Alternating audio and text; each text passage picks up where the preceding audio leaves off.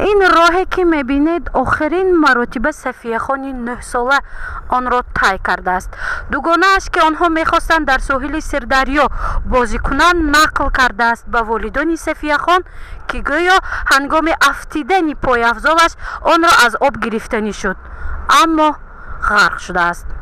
سید اعظم خان رحمتов پدر صفیه خان 9 ساله تصدیق کرد که دخترش به دریای سیر غرق شده است. بنا به نقل وی صفیه خان همراه دوگانش در ساحل دریا هنگام بازی کردن ناپدید شده است. کامرای نظارتی در آمدن دو دخترک را ثبت کرده است اما پس از چند لحظه تنها یک دخترک از ساحل برآمده به خانه‌اش رفته است. صفیه خان نیست. از یکم روز انیق بود که دختری من در آب غرق شدگی.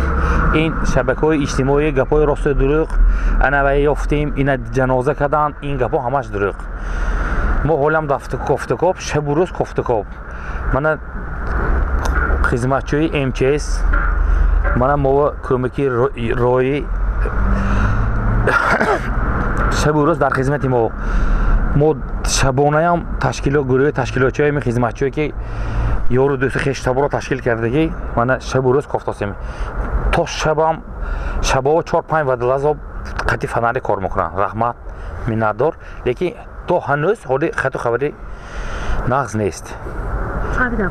اکا جان همین حادثه تصدیق غرق شده که دختری شما کی نقل کرد؟ آیا شاهدان حادثه بودن؟ شاهدان حادثه یک دخترک دوگانش بعد از کی نواباداری همسایه انیخترش کامیره تصدیق کردیم که دو کس فرام یک کس میرد کارگرای فوند خیریوی مهیا یک زنک رفته خود را معلف میکند که همون زنی که از لب دایره وایرو فایرات کرده اینجا چاکازی خودشان فایرات کرد صفیه خونشان تو چاک کردی گفت ها وای دایره غلطید من دست دراز کردم قبلا نتونستم همون خونه اومدم میگه 100% دلیل و فتوا کردی بعد از 2 روز گیران اومدن دخترچه از جای غرق شدگیش نشان داده چند شاهد همه جا بودن.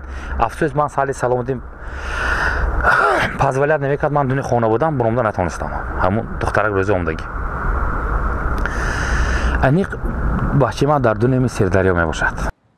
بحرالدین خان ستارов پیوندی عائله رحمتов ها میگوید که صفیه خان هنگام گرفتن پای افضلش به دریا افتیده است. این سخن را دوگانه صفیه تصدیق کرده است و حتی جای افتیدن صفیه خان را نشان داده است.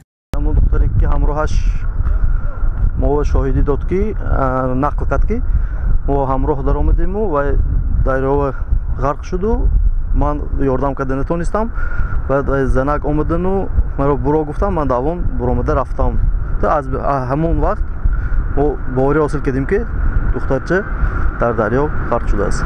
پاش سنگ به میزند و کاوشش میغلطد که کاوش میگیرم گفته سرش قطعی دایره میرد دستش میبرد 2 بار 3 بار و 2 بار 3 بار دستش میبرد و دخترچه یاردم میتیم گفته وای بمیرد. اون طرف اون توربی قبیده من دست دراز کنم یاردم میتیم گفته اما از دستش کاری نمیبیاد. بعد این حادثه زنی که راهگذر دخترچه رو دیده میگه که از دریا علی دریا برو وای دریا از دل دریا میبرد و برآمده چه لباسش رو میگیرد و به خانه میرود. 7 روز می شود که 8 نفر نجات دهندگان ریاست کمیته حالتهای فوق‌العاده و بخش آن در شهر خوجند در ساحل دریای سیر کارهای جستجویی را ادامه می دهند. سبب اساسی نسبتاً کشال شدن حالت را به جریان تیز آب دریا و از سطح ضروری بلند بودن آب علاقمند می کنند. نوبسته از این مشکلات ها کارها در این سمت جریان دارد.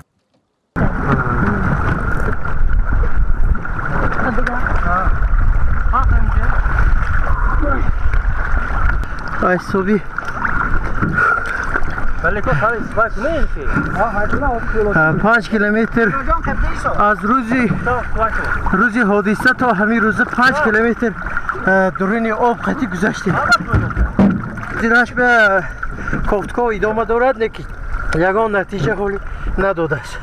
برای پیدا نمودن صفیه خان در نزد ریاست کمیته حالتهای فوق‌العاده در ولایت سوخت ستاد مخصوص تشکیل گردید. در این ستاد نجات دهندگان دوام 24 ساعت برای پیدا نمودن صفیه کار خواهند کرد تا مراجعت و عریضه پدر دخترک را قانع گردانند. در اساس مراجعت پدرش ما کارهای کوفتکاوی را ادامه داده ایستاده‌ایم. نوبت بلند بودن آب دریا نجات دهندگان کارهای کافتکاری زیری آبی و دورنی آبی را ادامه داده ایستاده‌اند. ёдовар мешавем ки як хонанда аз шаҳри хуҷанд ки сафияхон раҳматова ном дорад сани 7 феврал соати 3:30 аз хона баромада бедарак гардидааст. барои пайдо кардани ин духтарак мақомотҳои дахлдор ва наҷотдиҳандагон 7 рӯз мешавад ки корбарӣ доранд то ӯро пайдо намоянд. мо ҳоло дар поёни мости пули дӯстӣ қарор дорем ки ин мост ба ҳудуди ноҳияи бобоҷон ғафуров дохил мешавад. аз ҷои ҳодиса то худи ин мост беш аз 10 километр мебошад, аммо наҷотдиҳандагони кумитаи ҳолатҳои фавқулода то 30 километр роҳи обиро ҷустуҷӯ карданд. бадбахтона сафияхони 9 сола ҳанӯз пайдо нашудааст. гузориши Мафнушкурова, Наимҷон Оюбов барои барномаи иттилоотии Хабар.